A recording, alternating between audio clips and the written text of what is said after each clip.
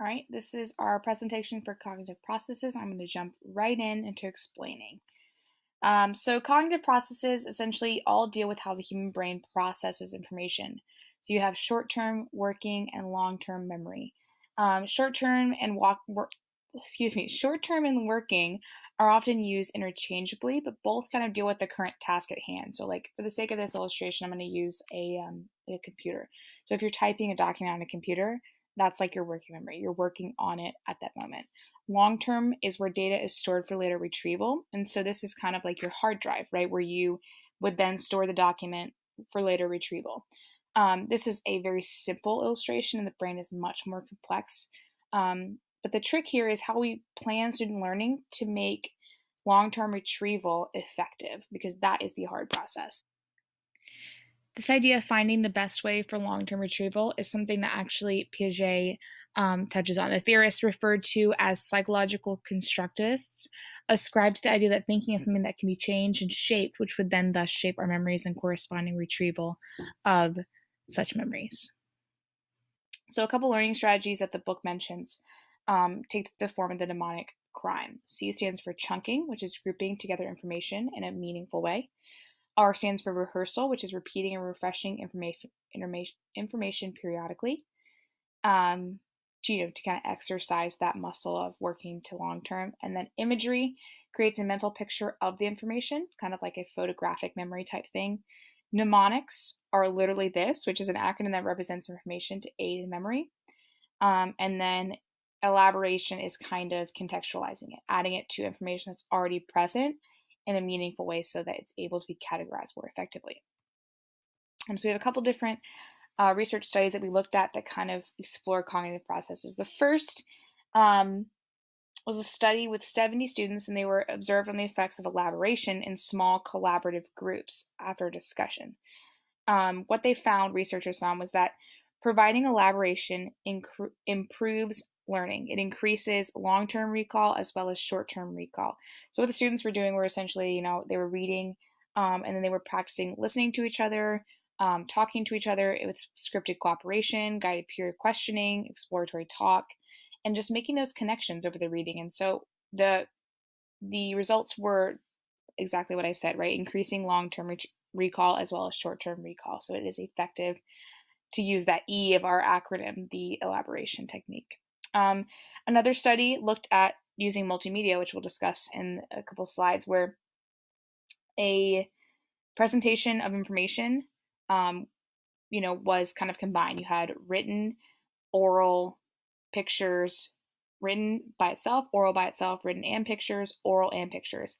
So what they were trying to figure out is it more effective to have multimedia learning? The findings were kind of mixed, but overall, it increases short and long-term memory. It is effective, and it is a high-quality learning environment that is helpful for students. The third study that we looked at was applying mathematical knowledge for practical situations using these cognitive competencies. And so essentially what the researcher did is looked at contextualizing math and using the skills to base them to real life situations. And they found it effective. That's what the Australian classrooms routinely use. And their competencies are significantly higher on the international average, as stated in the PISA. But he does state that this needs to be something that is done, through learning, teaching activities, assessment, and teachers need to encourage students to communicate math ideas, arguments, and thinking both in oral and written forms to better develop their literacy. So cognitive processes provide an understanding of how we learn, but in order to kind of understand the transfer, there's a couple of things that we need to look at to understand more about learning and acquisition of knowledge. So here are 6 principles of acquisition of knowledge. One is that it's a slow process. It's not immediate. It takes time.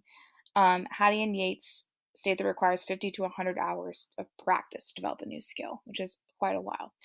Second, we all have about 15 to 20 minutes of concentration when learning before our mind starts to wander.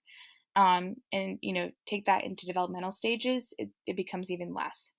So short bursts are more effective. Third, Cramming is actually not an effective way to learn.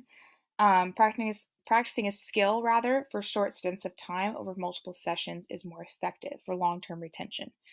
Um, Fourth, prior knowledge of a topic can be highly beneficial since it's easier to build upon and make connections to existing knowledge than it is to learn about things in isolation. And then the fifth principle of our learning is various modalities, which we discussed earlier, is effective when we combine pictures with words and so forth. Finally, learning occurs when we actively do something with the stimulus. So, not just sitting and observing, although that is beneficial, but getting up, moving around, group work, things like that.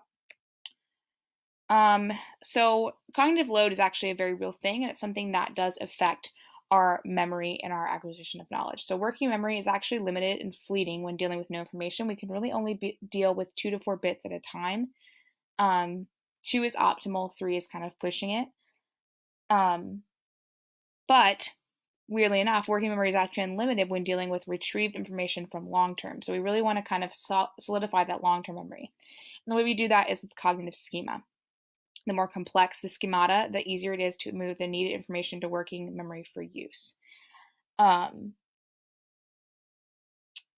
Information overload, though, occurs when the working memory takes on too much new information and yet to be organized, which is why cramming does not work.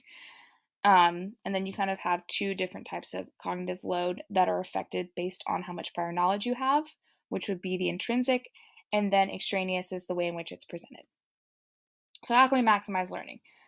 Essentially, the recommendations include setting clear goals. We want to kind of revisit those on a pretty regular basis so students know how to organize their information, telling them what you want is the most important information. Summarizing at the end, allowing for frequent practice, writing outlines, making a priority to review previous relevant learning and don't assume that they know something, like at the beginning of the year when we kind of do that. And kind of staggering due dates is very effective so that we can space out periods of heavy demands. Incorporating group work can help with limiting cognitive load as well.